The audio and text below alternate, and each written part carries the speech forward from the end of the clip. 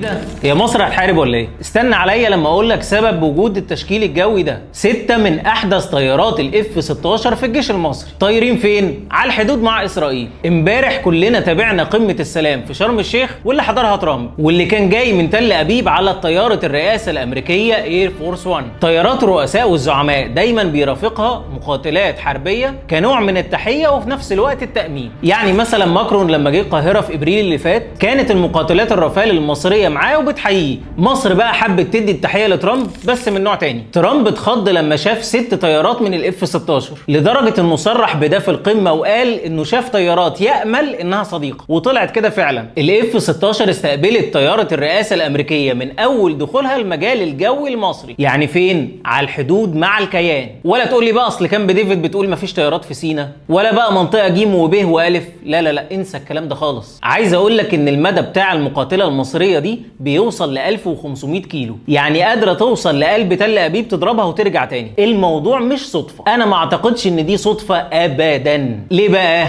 النهاردة 14 اكتوبر، عيد قواتنا الجوية المصرية، وده بمناسبة ذكرى معركة المنصورة خلال حرب اكتوبر. جاهز معايا تسمع القصة اللي بيتم تدريسها في معاهد وكليات الحرب في كل دول العالم؟ النسور المصرية خلت العالم كله يقف يتفرج ازاي طيارات ميج 21 القديمة اللي جاية من الاتحاد السوفيتي ومن غير اي تجهيزات تكنولوجية قدرت انها تتفوق على الفانتوم الامريكية الاحدث في الوقت ده. العدو وقتها كان عايز يحقق اي انتصار، معرفش يعمله على الارض فقال يحاول في الجو، والحقيقة انه جرب كذا مرة انه يضرب على الجبهة، بس شبكة الدفاع الجوي المصري كانت قادرة على التصدي له بقوة كبيرة جدا ومنعته انه يقرب حتى من القناة، ففكر انه يضرب الدلتا عشان يحقق اي نصر. وفعلا الساعة 3:15 يوم 14 اكتوبر سنة 73 الرادار المصري رصد حوالي 20 طيارة فانتوم اسرائيلية جاية من البحر المتوسط ورايحة ناحية بورسعيد. وكإجراء احترازي اللواء طيار حسني مبارك وقتها امر انه يتعمل مظلة جوية لحماية مطار المنصورة، لانه كان عارف تكنيك سلاح الجو الاسرائيلي، واللي كان هدفه من الحركة دي انه يعمل فخ لطيارات مصر. ليه؟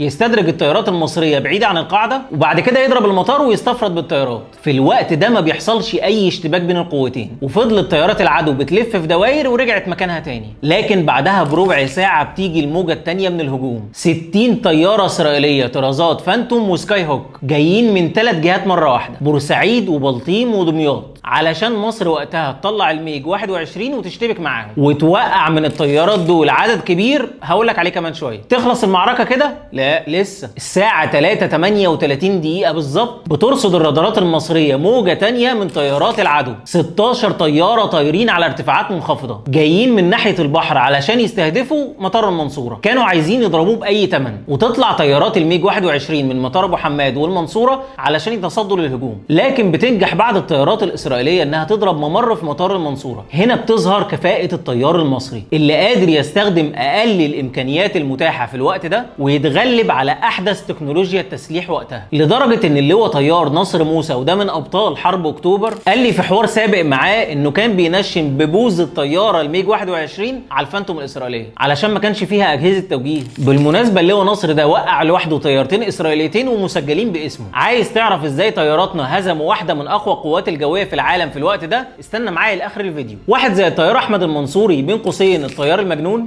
كان بيطارد طياره اسرائيليه قدامه، وجت طياره تانية للعدو وراه، عملوا عليه كماشه. بتيجي هنا فكره في دماغه انه يعمل مناوره ما قبل الموت، وهي ببساطه انه عمل نفسه انه خلاص الوقود خلص منه وفقد السيطره على الطياره وفي طريقه انه يقع. مع الطيران بسرعه شديده جدا وقبل الطياره ما تلمس الارض بيرتفع تاني باقصى حد ممكن علشان الطياره اللي كانت وراه تبقى قدامه ويضربها. المصريين صنعوا التاريخ في معركه جويه استمرت 53 دقيقه ومسجله كاطول المعارك الجويه على مر التاريخ. ومن ضمن المستحيل اللي بالنسبه لنا شيء عادي، في المعركه دي عدد الطيارات المصريه اللي شارك كان حوالي 60 طياره بيواجه ضعف العدد للعدو 120 طياره. بس سلاح الجو المصري هنا عمل حاجه غير عاديه. الطياره كانت تنزل يتحط لها وقود وذخيره تطلع تاني بنفس الطيار، حاجه زي سباقات الفورمولا 1 كده، مع ان ده عالميا ما حصلش وما اعتقدش انه هيحصل. كام طياره بقى وقعناها للعدو؟ في الرواية المصرية وهي الأصدق وقعنا حوالي 17 طيارة وتم أسر 2 طيارين، ومصر خسائرها كانت 5 طيارات بس، 2 منهم علشان الوقود خلص و2 خلال الاشتباكات، وطيارة بعد ما ضربت الطيارة الفانتوم اللي قدامها عدت من وسط الحيطان بتاعها علشان تتحطم هي كمان. ربنا يرحم شهداء الوطن وتحية لنسور قواتنا الجوية.